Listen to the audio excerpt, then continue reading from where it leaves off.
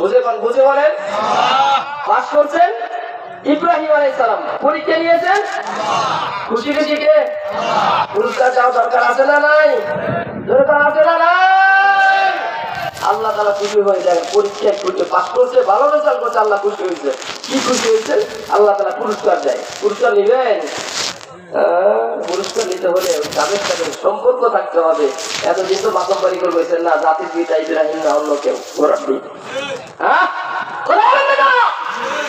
জাতির পিতা ইব্রাহিম, এটাই সত্য। কেউ যদি জোর করে কাউকে বাবা বানাতে চায়, তাহার বাবার নাম কেটে যাবে। জোর করে ভালোবাসা পাওয়া যায় না। হায়রে আল্লাহ, তারা এত ভাই পান থাক নাই গেলাম না ওইদিকে।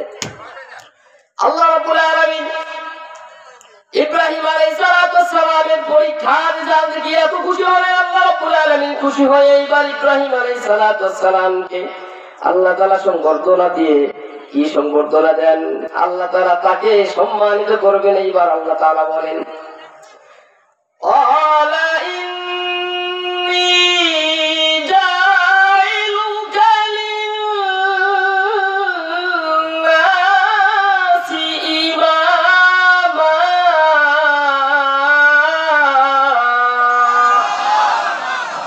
ও ইব্রাহিম, তুমি যে পুরস্কার পাই, তুমি যে পরীক্ষায় এত বেশি নাম্বার পাইলা, একটা স্কুলের বোর্ড থেকে কেউ ফার্স্ট হইলে সে ওই বোর্ডের ফার্স্ট ক্লাস ছাত্র। কেউ যদি কোনো দেশের সবচেয়ে বেশি নাম্বার পায়, ওই দেশের সে সবচেয়ে ভালো নাম্বারদারি ছাত্র। ওই ইব্রাহিম, তুমি এত বেশি নাম্বার পাইলা, আমার বোর্ডটা হলো গোটা দুনিয়ার মধ্যে তুমি সর্বোচ্চ নাম্বারদারি ছাত্র। এই জন্য আমি আল্লাহ তাআলা খুশি হয়ে তোমাকে আমি লিন-নাসি ইমামা, আমি তোমাকে জাতির ইমাম বানিয়ে দিলাম। ইমাম শব্দের অর্থ কি? এই মুসলমান, ইমাম শব্দের অর্থ কি? আজকের ইমাম, আমার আপনার ইমাম যারা মসজিদে নামাজ পড়ায়, অন্তপক্ষে যে যত বড় নেতা হোক, গিয়া ইমামের পিছনে নামাজ পড়ে, ওই ইমাম যদি বিচার আচারে আসে, ভাই হুজুর আপনার এখানে কাজ না, কারণ ইমাম তো ঘুষ খাওয়ার লোক না। যারা এখানে বসে আছে তারা ঘুষ খাইবে বলে ইমামকে ওই বিচারে রাখে না। হ্যাঁ, ঠিক কিনা বলেন? চামচামি বাটপারি আদাল। ইমাম হলো নেতা, ইমাম নেতা। আল্লাহ রাব্বুল আলামিন কোন নেতা বানালেন? আর ইমামুল কুবরা আর ইমামুস সুগরা, দুই প্রকার ইমাম আল্লাহ তাআলা দিয়েছেন। এক প্রকার ইমাম হলো ইমামে কুবরা, যারা রাষ্ট্র পরিচালনা করবে তারা হলো ইমামে কুবরা। আর যারা নামাজের দায়িত্ব নিয়ে মসজিদে ইমাম, এরা হলো ইমামে সুগরা। ও বন্ধু, মসজিদের ইমাম যদি 4 রাকাত নামাজ বিশিষ্ট জামাতের মধ্যে নামাজ পড়ার সময় কোন রাকাতে, তৃতীয় রাকাতে বসতে হবে না, দাঁড়াতে হবে। বলেন হ্যাঁ, দাঁড়াতে হবে। ইমাম যদি কয় না আমি দাঁড়াবো না, আমি বসে গেলাম, পিছনে মুসল্লিরা যারা আছেন তারা আপনারা চুপ করে থাকবেন। হ্যাঁ, কথা বলে না? লোকমা দিতে হবে কি হবে না? যদি চুপ থাকেন, কেউ লোকমা রাখেন না, ইমাম সাহেব ভুল করছে, তাই কি হয়েছে? এতদিন ঠিক করে নামাজ পড়াইছে, আজকে নাই একটু বসে বসুক, সমস্যা নেই। ইমাম সাহেবের সমস্যা আছে, মেনে নিবেন তো? হ্যাঁ, কি করতে হবে? প্রথমে আপনি আল্লাহু আকবার বা সুবহানাল্লাহ বলে আপনি পড়ছেন, ইমাম কথা বলে না, দাঁড়ান।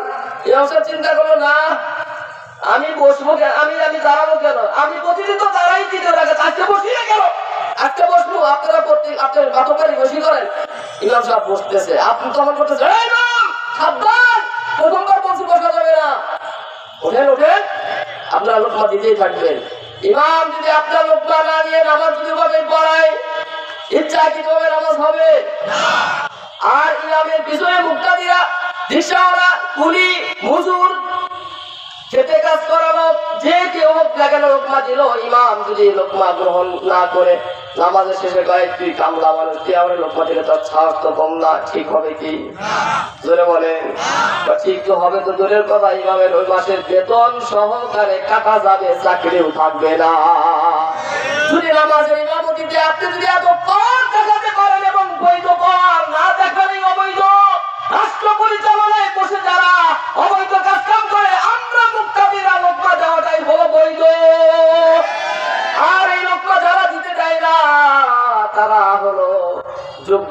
ইমাম বলে বিবেচিত হবে না। ওই নামাজ যেরকম হয় না লোকমা না নিও, উল্টা যদি আপনি মুক্তাদিকে যদি জেলে পড়েন, বোঝা গেল আপনার ইমামতিত্ব ঠিক নাই, আপনার ওই ইমামতিত্ব একদম 100% হারাম হয়ে গিয়েছে। ঠিক কিনা বলেন? আল্লাহ বললে ইব্রাহিম খুশি হয়ে গিয়েছি, তোরা আমি জাতির ইমাম বানায় দিলাম। ভাই আপনারা বেজার হইতেছেন? তোরা বেজার হইতেছেন? তাফসীর শুনেন। আল্লাহ রাব্বুল আলামিন ইব্রাহিম আলাইহিস সালামকে জাতির ইমাম বানায় দিলেন।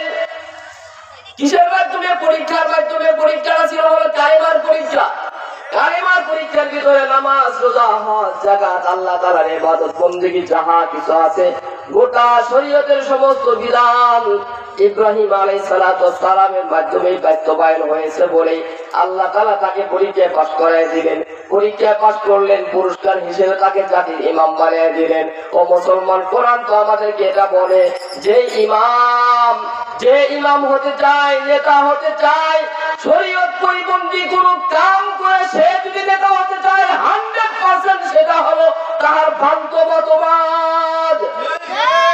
আর যদি ইসলাম না মেনে যদি কেউ নেতা হতে চায়, ওই নেতা যেরকম আসল নেতা না, অরিজিনাল নেতা হতে হলে শরীয়ত মেনেই তাকে নেতৃত্ব দিতে হবে। নেতার নামাজ নাই, নেতার রোজা নাই, নেতার যাকাত নাই, নেতার ফরজ বিধান মানার খবর নাই, জানাজা নামাজ পাইছে নেতাই কয় বোর দরকার, ওযু থাক আর না থাক পিছনে যাক আল্লাহু আকবার। আসরের নামাজ এখানে পড়ছে, আবার নির্বাচন সামনে, কালকে দিন আবার মাগনপুর মসজিদে গিয়ে জামাত পাইছে, আল্লাহু আকবার।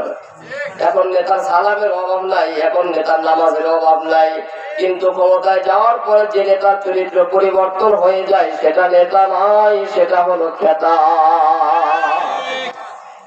থাক, এই বিষয় না বাড়ি। আল্লাহ তাআলা জাতির ইমাম বানায় দিলে তাহলে শরীয়ত মানার কারণে নাকি অমান্য করার কারণে? বুঝে বলেন। তাহলে আমাদের নেতাদেরকে অবশ্যই শরীয়ত মানতে হবে, তারপরে নেতৃত্ব দিতে হবে। এক নম্বর কথা, যে ইব্রাহিম আলাইহিস সালাম পরীক্ষায় পাস করলেন, তাহার পরীক্ষার ধরন গুলো কি ছিল? আজকে সমাজের অবস্থা যাহা একটু খেয়াল করে দেখুন, বাবা যদি দিনদার হয়, ছেলে যদি বিসিএস ক্যাডার হয়, ছেলে যদি কলেজের প্রফেসর হয়, ছেলে যদি ইঞ্জিনিয়ার হয়, ছেলে যদি বড় ব্যাংকার হয়, ছেলে যদি বড় এমপি মন্ত্রী হয়, নেতা নেত্রী হয়, বাবা দিনদার মানুষ ফজরের আজানের আগে উঠে ওযু করে মসজিদে যায়, আর ছেলে নেতা, ইঞ্জিনিয়ার, ছেলে প্রভাষক, ছেলে প্রফেসর, ছেলে ব্যারিস্টার, ছেলে এমপি, ছেলে মন্ত্রী, না ওকে ডাক দিস না, ঘুমে ডিস্টার্ব করা যাবে না, এমন অবস্থা আছে না নাই? জোরে বলেন কেন? ডিস্টার্ব করা যাবে না, ও সারা রাত কাজ করছে, সারাদিন কাজ করছে। কিন্তু আল্লাহ শুরুতে বললেন নেতৃত্ব পেতে হলে শরীয়ত মেনেই তো নেতৃত্ব পেতে হবে। আপনি চিন্তার মানুষ, আপনার ছেলে নেতা, বড় ইঞ্জিনিয়ার, প্রফেসর, আপনি তাকে নামাজে ডাক দিতে পারেন না, বৈধ কাজের আদেশ করতে পারেন না। অনেক সময় বাবা যদি অন্যায় করে ছেলেরাও বলতে পারে না, এমন পরিবেশ আছে না নাই? পয়লা কথা, আল্লাহ রাব্বুল আলামিন আমাদের নেতা, আমাদের আব্বা ইব্রাহিম আলাইহিস সালামের কিছু গুণাবলী, তাহার কার্যাবলী, সে কিভাবে নেতৃত্ব পেয়েছিলেন, তাহার কিছু নমুনা ইব্রাহিম আলাইহিস সালাম সম্পর্কে আল্লাহ রাব্বুল আলামিন কোরআনুল কারীমের সূরাতুল মারইয়ামের মধ্যে আলোচনা করেন। আল্লাহ রাব্বুল আলামিন ইব্রাহিম আলাইহিস সালাম সম্পর্কে তাহার বাবার সাথে ইব্রাহিম আলাইহিস সালামের কথা হয়েছিল, কওমের দেশের মানুষের সাথে তাহার যুক্তি তর্ক হয়েছিল। দেশের মানুষকে যেভাবে সে তাওহীদের দাওয়াত দিয়েছেন, বাবা ইব্রাহিম আলাইহিস সালামের বাবাকেও ইব্রাহিম আলাইহিস সালাম সেভাবে দাওয়াত দিয়েছেন। এতে করে বোঝা যায় দাওয়াতি কাজ করতে হলে আগে ঘরে চালাতে হবে, পরে অন্দর ঘরে যেতে হবে। ঠিক না বেটি? আল্লাহ রাব্বুল আলামিন বলেন ওয়াজকুর বিল কিতাবি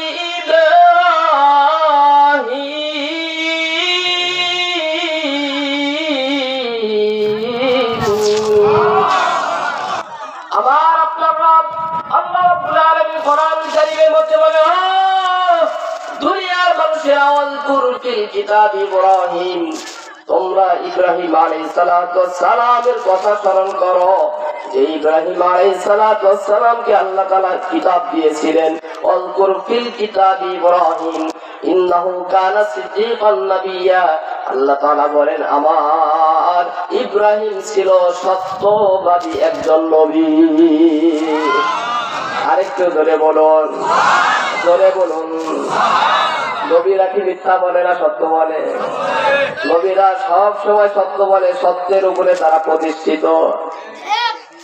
আর ওলামায়ে কেরাম নবীদের ওয়ারিস, এরা যদি কোরআনে তাফসীর করে বা গেদা মন গড়া করে।